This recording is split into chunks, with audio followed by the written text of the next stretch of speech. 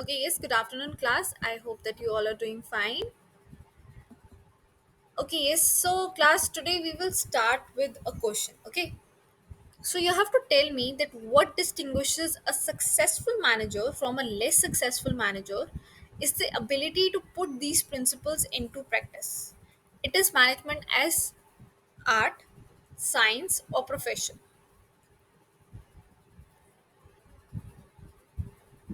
Yes, yes, take your time and then answer. See for the keywords also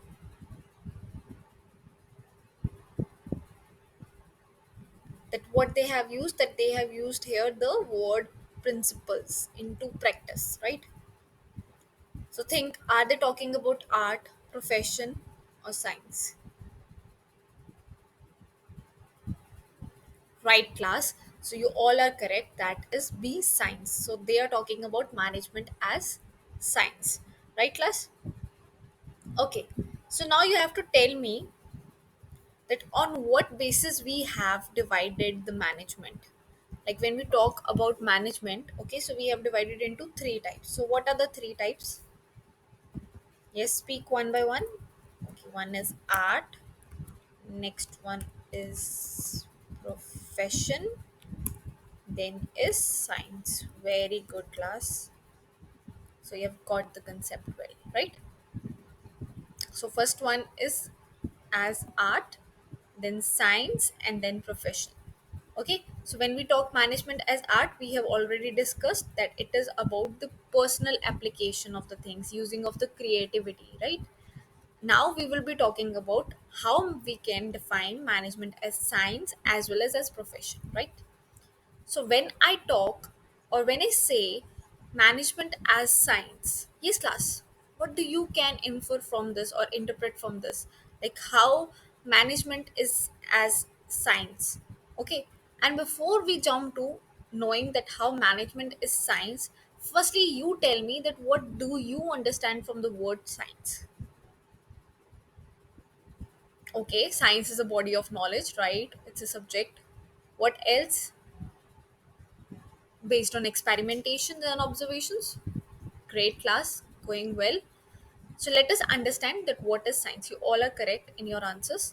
So we call science. Okay, so we have kept certain parameters that when we call certain thing as science, when there is a systemized body of knowledge, like there is a proper body of knowledge, it is all based on observations and experimentations, and there will be universal validity. Okay, so universal application is there everywhere, it is used in that same manner. Okay, then we call it as science or pure science.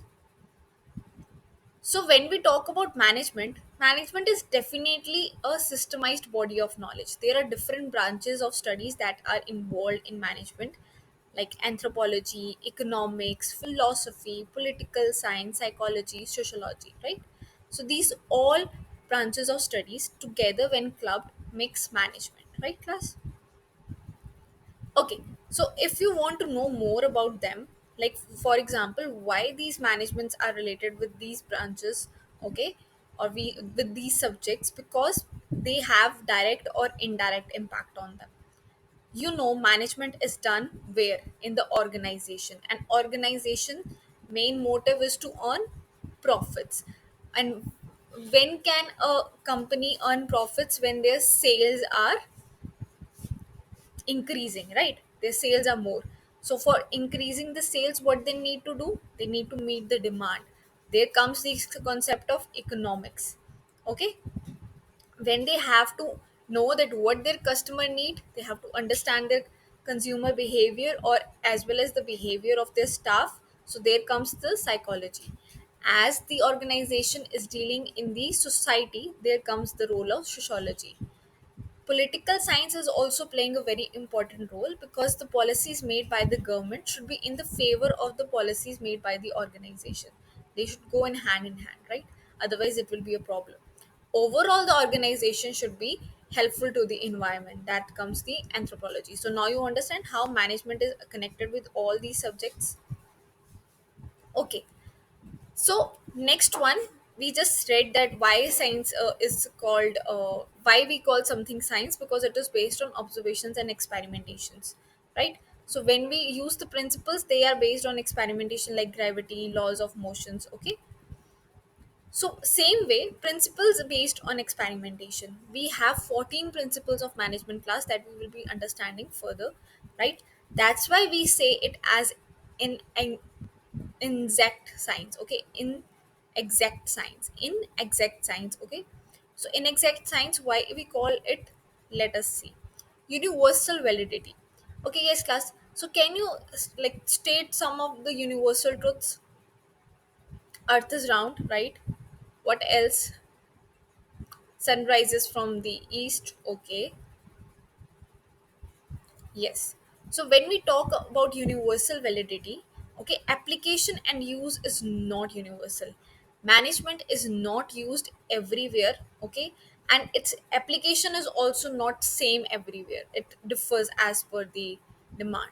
Standardized techniques, everyone does not have that kind of thing in their mind that they always want to produce such like standard quality products. Okay, training and development also differs.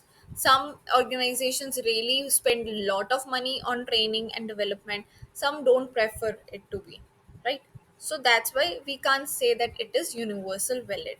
So management is can be called as pure science? No, it cannot be called. So what it can be called, class? Yes, it is an exact science. Okay, so when I talk about pure science and an exact science, yes, class, how can you differentiate between them? Now you know, yes. So when out of the three parameters we have kept how many parameters for science? We have kept three parameters. First one was systematic body of knowledge. It was true for management. Yes, it was true for management. Next was observations and experiment, that also true hold for the management, as when we talk about the 14 principles of management. What was the last one? Universal validity. Was that standing true for management? No, because the application of management differ from place to place, right? So what we can conclude that management is an exact science. Very good, it's not a pure science. Management also draws on other disciplines. What are the other disciplines, class? You have 10 seconds. Economics, sociology, psychology, mathematics. So, what are the other disciplines? Yes, A option is the right one. So, yes, class, now tell what your like family members do. What are their occupations or professions? Okay, businessman. Okay, businessman, right? Doctor, lawyer. Okay, okay. Teacher, right, right. Good. So, yes, class, tell me, when your father says that he is a doctor, like does he has any proof for that? Do they have any kind of document that shows that yes, they have completed the proper training of it? Internship is has been conducted, everything has been checked. Yes, what is that? Degree. Okay, so when you get a degree, okay, then only you are being called as qualified, right? So, and what are these when I call doctor, lawyer, teacher, so what are these? These are services, definitely, but together we can we put them into one head? That is profession. So yes, class, so management is also known as a profession. Why we call management as a profession? There are different points, factors for that. First one is that management is also a well defined body of knowledge. There are proper institutes where people or students are being taught about management, like what is management, what are the different techniques of management, principles of management, functions of management. Okay, so these are the organization examples. Have you heard of class IIM? Yes, so that is Indian Institute of Management, right? It's the most supreme, or we can say prestigious institutes for the management, right? So same with TED is also an institution, right, which provides you knowledge about management. So can anyone become a teacher in the school? Yes, class. For example, I don't have, okay, what I require to become a teacher. Yes, I require a proper degree. Do you know the name of the degree that one required to become a teacher? Very good. That's a BA degree. Okay, so one requires BA degree to become a teacher. Also needs to have previous knowledge related to the teaching, right? Like there should be BA or BBA, like certain kind of qualification attached to that. But which is the one thing that holds it as a profession is that it will be like a certified thing. It holds a degree. It also has an like internship, or we can say we properly practice it, right? So no one can like just become a teacher. There is a proper procedure that someone has to follow, and then only they can become the teacher. So which means there is a restriction. There is a restriction class that not everyone can become. So what they have to do, if you want to become the management, you have to clear certain exams. Like there are exams from the company CS, okay, company secretary, okay, there are different account based, right, accountancy based exams, so they have to clear it. Next one is professional association. So whenever something is called as a profession, they will always be having certain associations or certain communities that will be helping, focusing on the training and development, everything. Okay, so same way management also has an association, that is All India Management Association. So yes class, this is your homework. You will be studying more about it, like what are the functions of AMI. Now, class, you have to tell me whether it is true or false. Anyone can be called manager irrespective of educational qualifications possessed? No. Not everyone can be called it. Only the one who is holding a degree would be said, or getting like information from a prescribed body of knowledge, right? So when we talk about ethical code of conduct, right? So this is one of the parameter of something being called as profession, that there will be certain ethics, there will be certain rules. So let us see the example of Tata. So when I talk about Tata, you know Tata Motors. Yes, and the owner of Tata Motors, Ratan Tata. Very good. So when we talk about these ethics, so these are the universal, like it is applicable on the all levels of organization. So if I talk about Tata, so they have five. One is unity, responsibility, excellence, integrity, right? So these are the things that they more focus on. So now, yes, class, this is an activity for you. So you have to think that what are the different code and conduct for a doctor and for a teacher. Like it will be different for a doctor, and like it will like variate from the teacher one, right? It will be having certain kind of distinction. So you have to write. Firstly, for the doctor, what do you think will be a code of conduct for the doctor? Duty come first. They should not be like considering just the religion or having any kind of their financial status. They should just provide them the service. That's their first thing.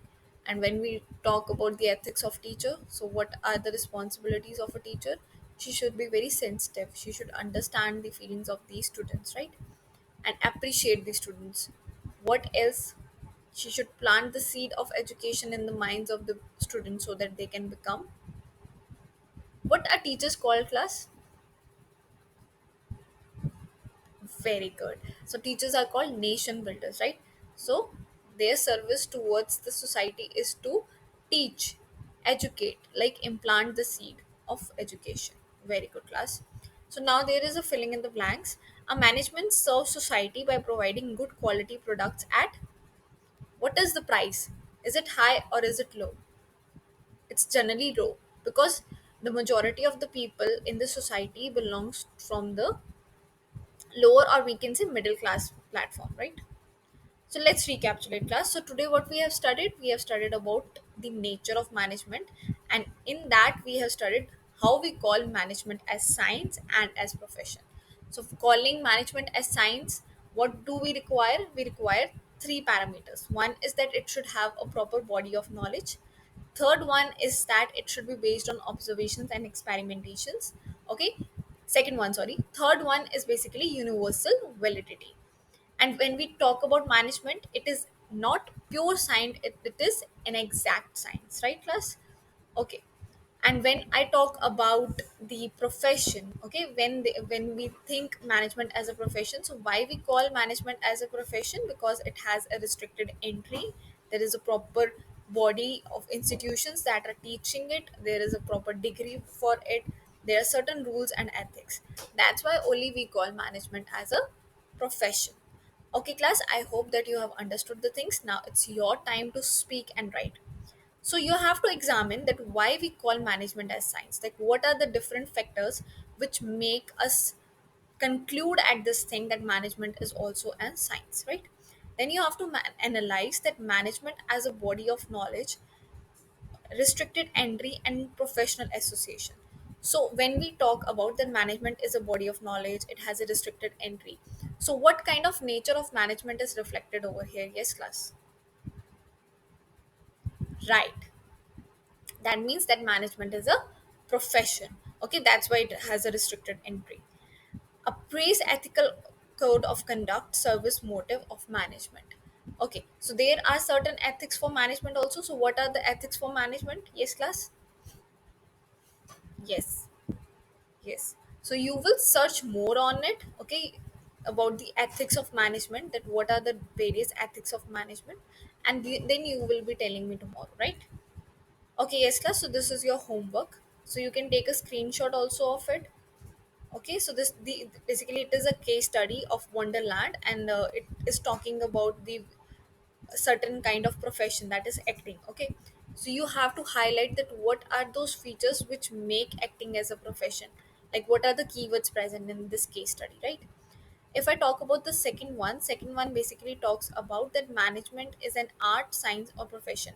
But what do you think? What is your opinion? What do you think? Is it more of art? Is it science? Or is it a profession? So you have to justify your answer. Right, class? Okay, I hope that you have cleared with all of the doubts, right? And you have understood the concept of today, the nature of management. Thank you so much, class. Happy learning.